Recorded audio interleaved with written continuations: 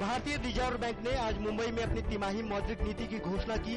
Bank ने अपनी प्रमुख नीतिगत दर यानी रेपो रेट में 0.25% की बढ़ोतरी की।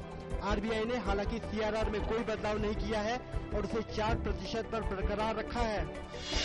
Reserve bank governor Raghuram Rajan ने कहा कि देश की विकास की रफ्तार तीसरी तिमाही में कमजोर रह सकती है।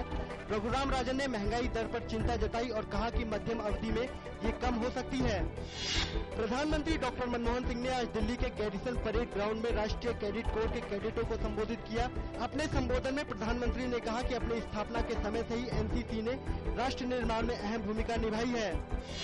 16 राज्यों में राज्यसभा की 55 सीटों के लिए द्विवार्षिक चुनाव 7 फरवरी को होंगे।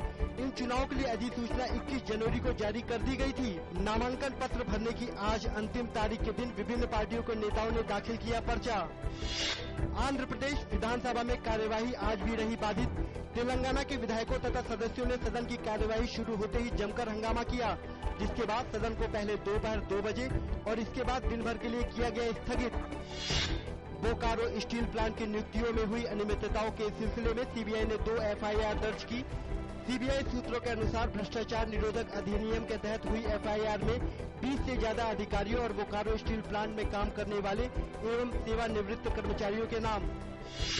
राजधानी दिल्ली के लाजपत नगर इलाके में दिन दहाड़े एक प्रॉपर्टी डीलर से कार सवार बदमाशों ने 6 करोड़ रुपए लूटे। बदमाश लूट करने के बाद व्यापारी की कार लेकर फरार हो गए। पुलिस ने बदमाशों की धरपकड़ के लिए की कार्रवाई शुरू। उच्चतम न्यायालय ने समलैंगिकता को अपराध करार देने वाले फैसले की समीक्षा करने से इनकार किया। केंद्र और मानवाधिकार कार्यकर्ताओं ने इस आशय की याचिकाएं अदालत में दायर की थी। दिल्ली सरकार का जल लोकपाल बिल का मसौदा शुक्रवार तक बनकर तैयार हो जाएगा। दिल्ली के शिक्षा मंत्री मनीष सिसोदिया ने बताया कि अनुबंध पर काम करने वाले करीब 4.5 लाख कर्मचारियों की स्थायी नियुक्ति के लिए एक समिति का गठन कर दिया गया है। दिल्ली उच्च न्यायालय ने आज दिल्ली के मुख्यमंत्री अरविंद केजरीवाल और कानून मंत्री सोमनाथ भारती के चुनाव को अवैध घोषित करने के भाजपा नेताओं की एक याचिका पर नोटिस भेजा।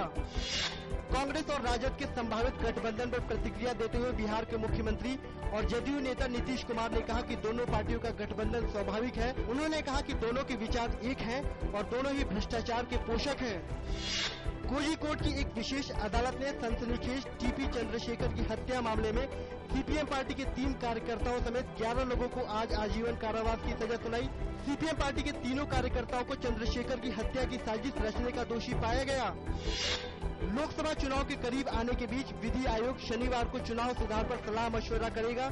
इसमें राजनीति के अपराधीकरण और झूठे हलफनामे देने वाले उम्मीदवारों के भाग्य जैसे पेचीदा विषयों पर चर्चा होगी।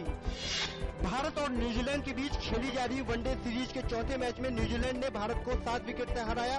भारत ने न्यूजीलैंड के सामने जीत के लिए 289 रन का लक्ष्य रखा था। जवाब में कीवी टीम ने 3 विकेट खोकर 48.1 ओवर में ही लक्ष्य किया हासिल।